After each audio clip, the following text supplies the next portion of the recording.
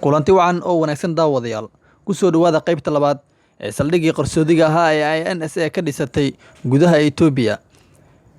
Qaybta koowaad waxa ay noo mareysay Leonis Bride oo horey u soo ururisay 7,700 nuqul iyo in ka badan 900 oo macluumaad oo la xiriira dadaalada iyo howlaha shabakadani ay sida qarsoodiga ah ugu wado gobolka. Mar kale ku soo dhawaada saaxiibayaal qaybta labaad. Bayres kolkii ay hawshani ka tagtay kaalinteedii howlgalkan waa ay ka gaabsatay mar wargeyska Intercept oo la xiriiray oo arrimahani wuxuu ka weydiiyay warkeeda waxa ay ku soo koobtay arrimo amni ayaan u joogay gobolkaas.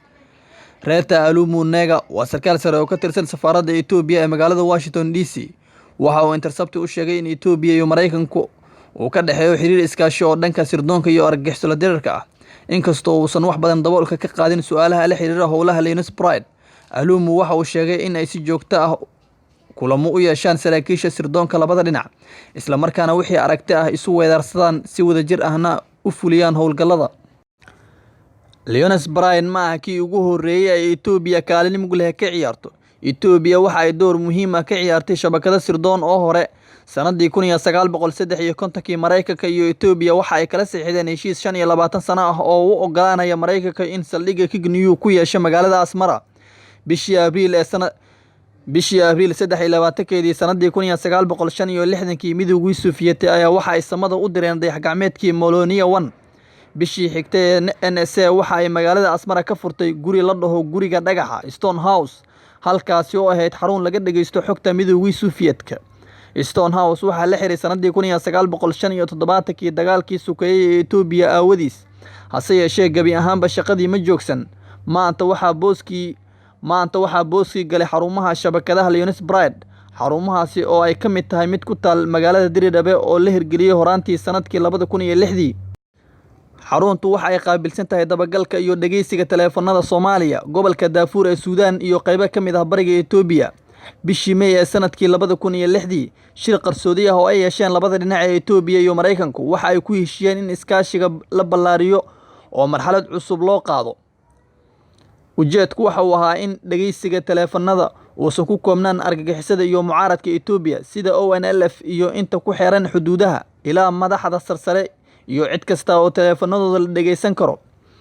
Kadib duulaankii ay ciidanka Itoobiya ku galeen Soomaaliya, NSA waxa ay bixinaysay taageero 24 saac ah iyadoo ay dabagal ku haysay dhaqdhaqaaqa maxaakiimta hogaankooda sarsare iyo waliba xulafadooda, isla markaana waxa ay macluumaadkooda la wadaagayeen hay'adda sirdoonka Mareykanka ee CIA iyo militariga Mareykanka qaybahooda ku sugan Geeska Afrika. Sidaas oo kale waxa ay sirdoonka sheegeen in si joogto ah xog kasta oo NSA iyo CIA ay helaan ay u wadaagi jireen ciidanka Itoobiya ee duulaanka ku galay Soomaaliya. Arrinkani waxa uu suurageliyay in la dilo hal ruux oo ku jiray diiwaanka dabagalka lagu hayay horaantii bishii Febraayo ee sanadkii 2007. Ruux kale oo diiwaanka dabagalka lagu hayay ku jiray ayaa lagu xiray Kenya. Nuqulka qarsoodiga ah kuma cadda magaca, tilmaan ama astaanta lagu garan karo qofka la dilay, kan la xiray iyo waliba ciddii fulisay hawshan. Kadib markii ay meesha ka baxeen midowgii maxaakiimta Islaamiga ah, waxaa bedelay Al-Shabaab oo 2012 si rasmi ah xubin ugu noqday Al-Qaacida. Mareykanku waxa uu Itoobiya siiyaa taageero aan qarsoodi ahayn, taasi oo sii kordhinaysa khatarta iyo xadgudubyada ka dhanka ah xuquuqda aadanaha, ayaa uu yiri Hon. Waxa uu ku sii daray Mareykanku waa inuu caddeeyaa mowqifkiisa ku aadan shabakadahan qarsoodiga ah ee ka howlgala Geeska Afrika.